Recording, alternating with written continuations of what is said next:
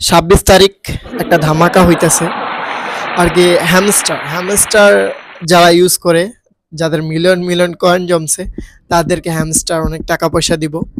এটা যারা টেলিগ্রাম আমরা ইউজ করি, অথবা যারা, আমার অ্যাকাউন্ট নাই অথবা যাদের অ্যাকাউন্ট আছে, তারা খুব ভালো করে জানে এইটার কাজকে। এটা ট্যাপ ট্যাপ করতে হয়, ট্যাপ ট্যাপ করলে এটার অনেক ইনকাম, অনেক ইনকাম।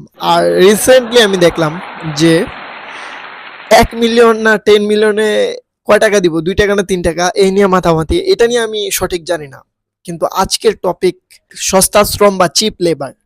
আমাদের দেশের গার্মেন্টস কর্মী যদি তার লাইফের সবটুকু সময় গার্মেন্টসে ব্যয় করে, হ্যাঁ, শার্টের বোতামে বোতাম লাগায়, তাহলে তাহলেও সে ঢাকা শহরের কোনো জায়গায় বাড়ি বা কোনো কিছু করতে পারবো না।